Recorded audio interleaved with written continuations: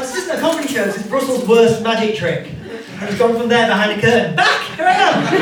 I'm back. Yeah, like Milo was saying, I love coming to Brussels, the gig. This is a great venue. I love any venue that sort of starts as a sex club.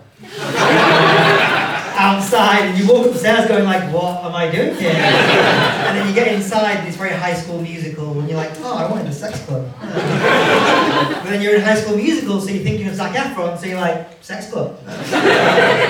These three girls in front are like, yes, I am. Oh no, this is the boy. Oh, the beard gave it away. Yes. It's 2025, I don't see beards. I have no idea. Except hers. Oh yes, that was a very, very layered, good gay reference. Like, you don't see beards apart from my beard. Here she is. Very well done. I'm his wife. You're his wife? Okay, legal beard. Very good. Somebody needed your English. You need an EU passport real bad. And you're like, oh sweetheart, I'll marry you, I don't give a shit. It's fine. I'll have a dog, who cares? Very nice. You guys are like a lovely couple. You're not English though, are you? No, whereabouts are you from? I was really hoping I didn't have to. You're like, I was really hoping I wouldn't have to speak at the front row. I don't think I would. Especially when the comedian didn't talk to me and then I made it about me. Then I was like so shocked I had to continue with that. You can ask me anything, but I'm from America. You're from America? Oh no, I got that.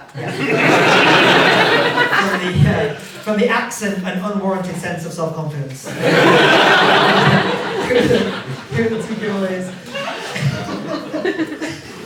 This isn't about the front. You guys are lovely. Americans are lovely. I love America. I used to live in America, and I always stick up for Americans in Europe. You guys get a lot of shit. Yeah, you do. She's like, what? They hadn't noticed this. People are always shouting at me in like weird languages. And I'm like, I'll take a macchiato, thank you. Thank you. I don't know what Degolas means. What does Degolas mean?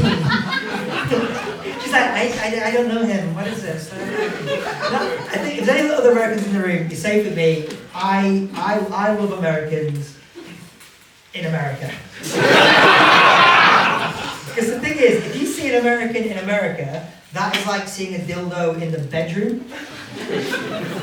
Yeah, you're just like, that's where it belongs. And it can be as big and as loud as it wants. But seeing an American in Brussels, that's like seeing a dildo in the kitchen. It's like, that doesn't belong here. And it has ruined all my favourite places to eat.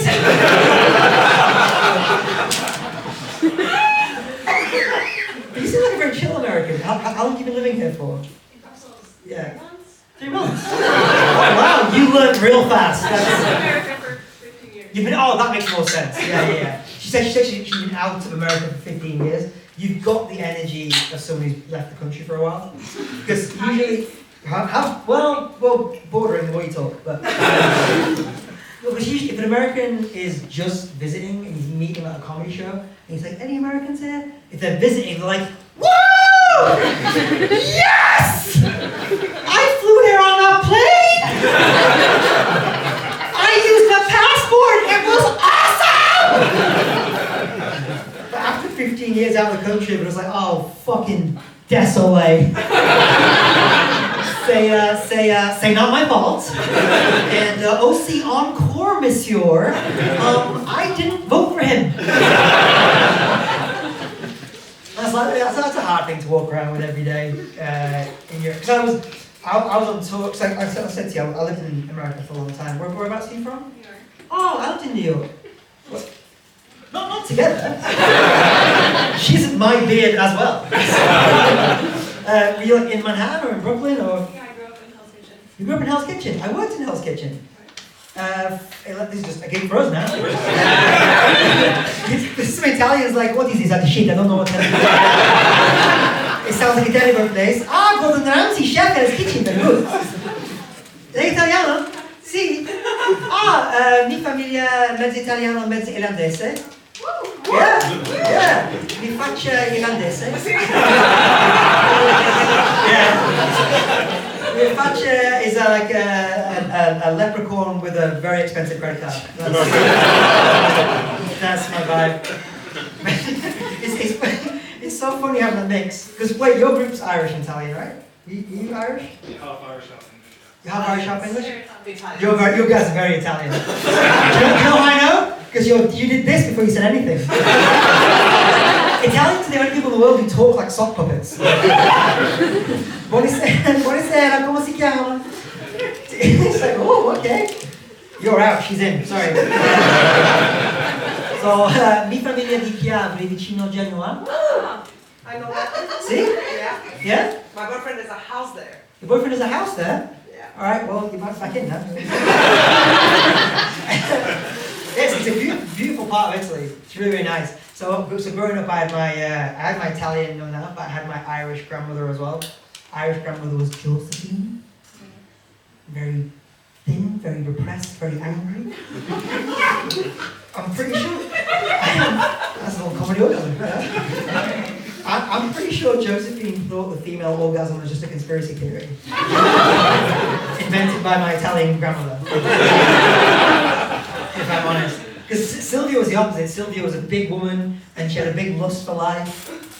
And every man she ever met. Like, when she was 90, she was in a nursing home, you know, like old people's home.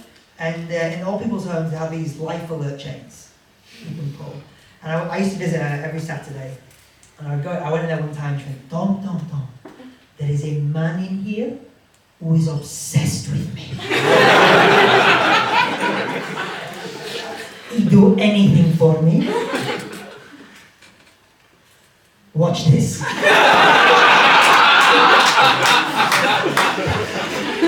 the life alert chain. This poor man John came running in. Was like, Sylvia, are you okay? You see how he cares for me. My lovely boy John. I love you so much, John. Yeah, it's an interesting place just to be part of. And New York's very like that. Italian, Irish. It's a big part of New York. Big part of Hell's Kitchen as well. I love living in America. It was wicked. Like I said, really enjoy Americans. American culture's awesome. And that's why the day before the election, my friend, she rang me from New York in November. She's like, oh my God, Tom, if Trump wins tomorrow, I'm gonna move there.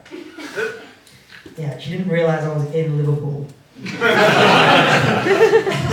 At the time. So if you don't know Liverpool, fine. Bit stabby. And even that's okay. It's not a bad city. I just don't think American girls would do very well in Liverpool. Because they're going to get chatted up by Liverpool guys. And they have a very strong accent. So what's your name? Erica? So they're like, fucking hell, Erica, you're boss, you! Say, you got a pint down the docks, come on, let's fucking go! And you'd be like, I'm sorry, sir, I don't speak Spanish. Lo siento, I have no change, sir. I have no change. I'm so sorry. I'm sorry, thank you. Yeah, you guys are, you're wonderful people. I love living in New York. Have we got any other Americans in? Yeah, whereabouts are you from, Ryan? Florida. Florida? Oh, wow. She's like, oh my God, I'm not that. That's great. Wait, whereabouts? There's different Floridas. There are. There definitely is, yeah. There's like Miami, which is basically Madrid in Trump country. And then there's the rest of it. Yeah.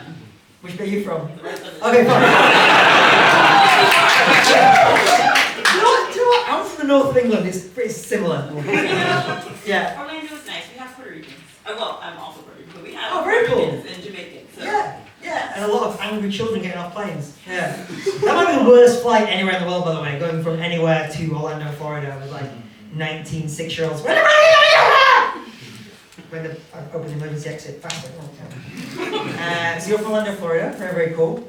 I don't think this is the same, but dating in New York is like a sport, isn't it? It's like an extracurricular activity. Dad reference when I left young. You left young? Alright, okay. Yeah, they'd be very creepy, like, I was dating at 11. Yeah. She's like, I knew I recognized you actually from... I'm not that kind of comedian. I'm not that famous.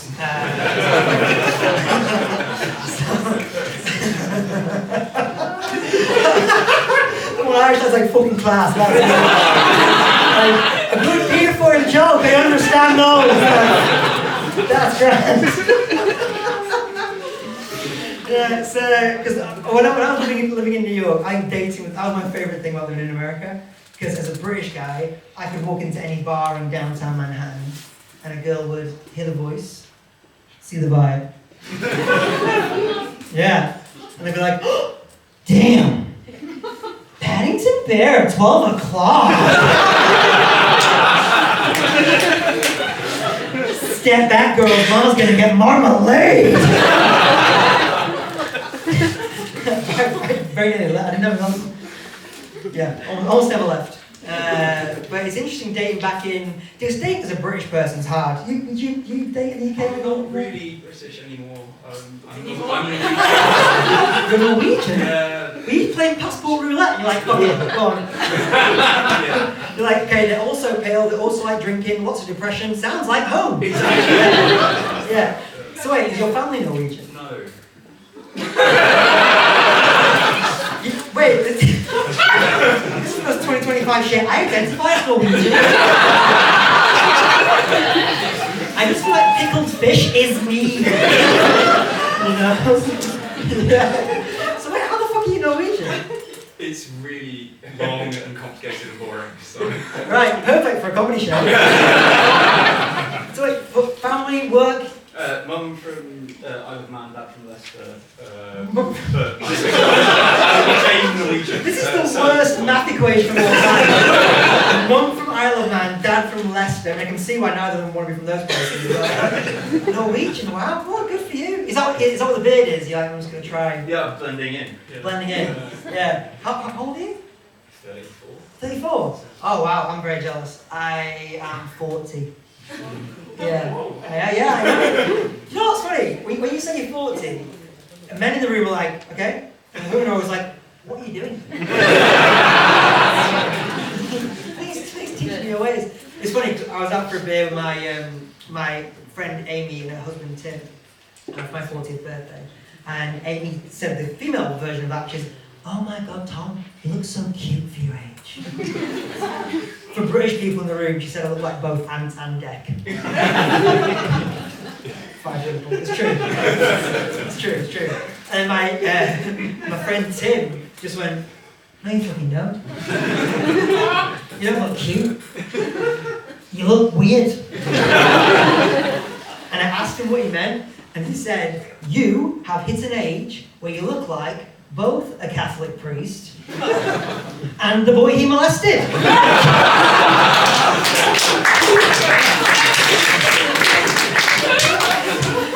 Which, as a birthday thing, I mean, accurate as shit, to be honest.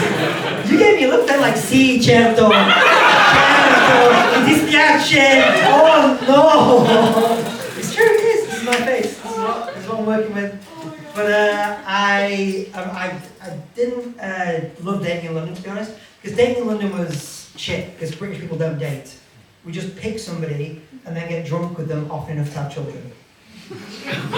Yeah, which isn't dating, it's sort of expedient empire production. Not really dating. And Irish, I was like, fucking careful now. But I'm not dating a British person anymore, I'm not dating an American girl. I have just got myself a French girlfriend. Okay. Okay, in England that's like, woo! In Belgium you're like, quoi? Pourquoi? Pourquoi tu fais ça? In all of Europe, yeah. Italians like, no, we're so much better. The ongoing battle French and Italians have is tremendous. So, me and Julie went to Rome and we had some food. I was like, oh my god, babe, this food's amazing. She's like, no, it's okay. I was like, well, don't you think Italian cooking's excellent? She's like, they don't cook. They put things together on a plate, it's not the same thing. We have cordon bleu, what is this, a child's food? I've been having pasta since I was 3 years old, what is this? This is not special for me. I was like, I grew up in Leeds. Having a fork, special for me. So your reaction, I think, says what I feel about dating a French girl. Dating a French girl just means you are playing a game called "Is it a red flag or just French?"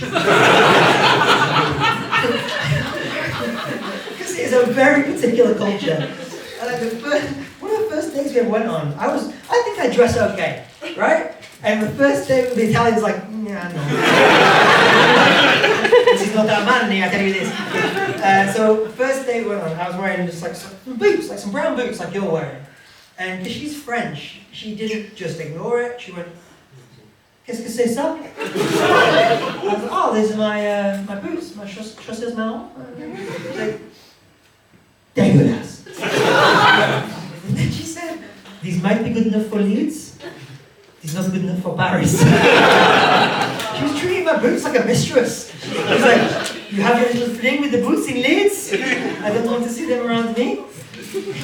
She's got this tremendous amount of confidence. French people have a lot of confidence. It's hard for a British person because we don't have that.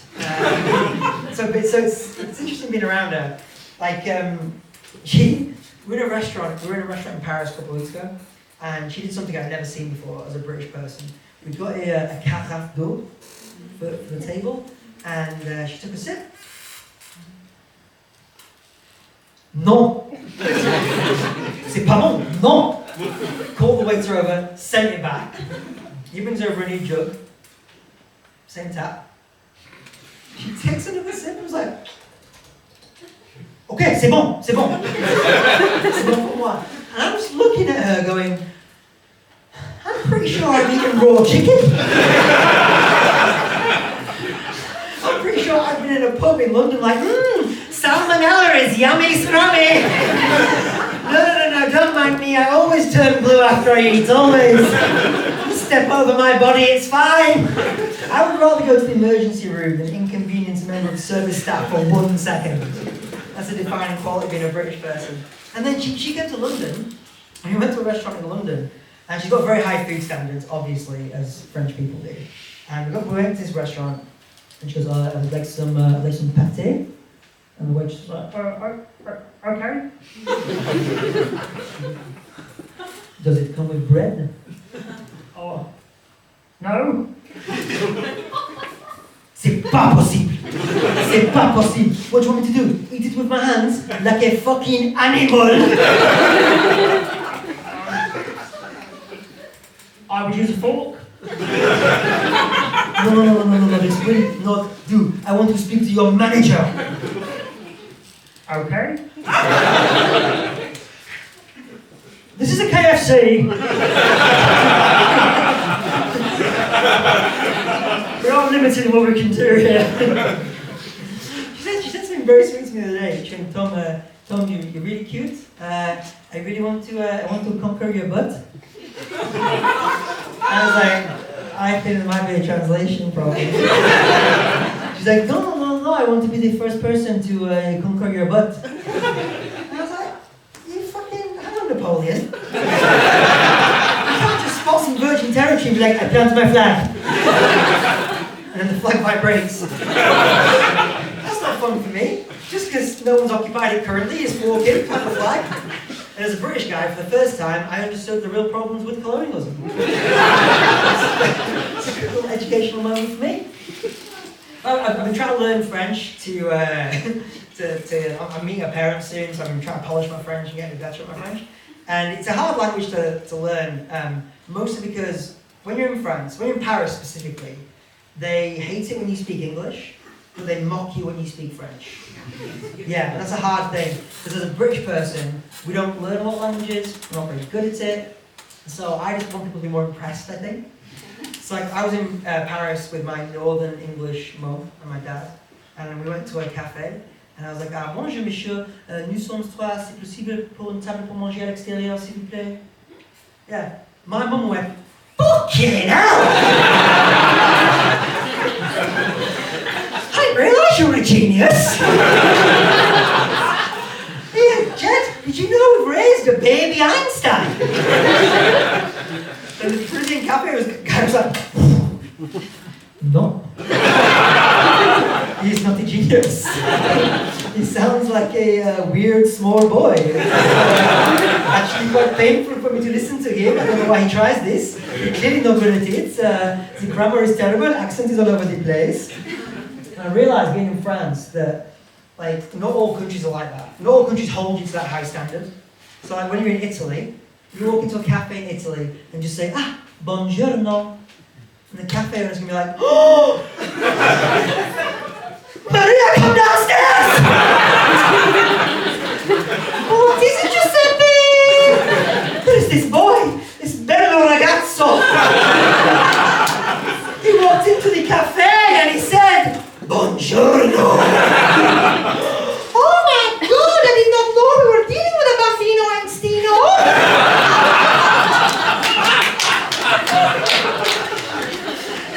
My boy, come si chiamo? My name is Tom. Maria, we have a new son! We have a new son and his name is Tommaso! What would you like, my boy? You want the coffee? You want the cake? You want the pizza? You want Maria? Have Maria! I love you, Tommaso. I think the easiest country in the world to impress with a little bit of language is Portugal. How many Portuguese people here? No? Great. Portugal's lovely, wonderful country, lovely people. I only know one word of Portuguese, and it is obrigado, obrigada, which means thank you.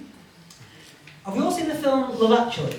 Yes. Yeah. So in the film Love Actually, Colin Firth says obrigado, I think 3 times, and marries somebody. Just by saying thank you, and that's how easy it is. By contrast, I was in Paris today, before I got on the train, the waitress dropped something off the table, and I said, oh, merci. And she took the time to take 3 paces, turn around, and went, c'est pas merci, c'est merci beaucoup. And I was like, well, am I going to fucking marry her then, am I? You missed your chance, Genevieve. It's interesting, because I'm not married at 40, which is interesting, still dating, and I love Julie, it's amazing, but we're not married, and it's interesting, because all my friends got married around 30. Give me a quick cheer for dating in our 40s. That felt like pity more than anything. And I felt like patronising from the end, like, go. It's just interesting, because all my friends got married in their 30s. I'm sure a lot of you guys, your friends, got married in your 30s. And one of my friends said to me the other day, you're not a bit worried, you know, you're not married 40.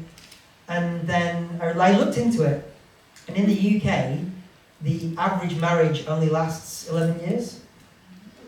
So really, I'm just 12 months away from dating one of my friend's wives.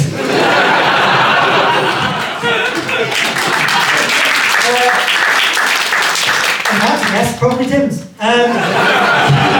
You guys have been an absolute delight. I've been Thomas Henry. I am Thomas Henry Comedy on Instagram. I'm coming back to Brussels soon to do my own show. We'd love to see you there. For right now, what we're going to do is have a little break, hit the bathroom, hit the bar, and you're going to come back and see the wonderful MIlo Edwards. Sound good?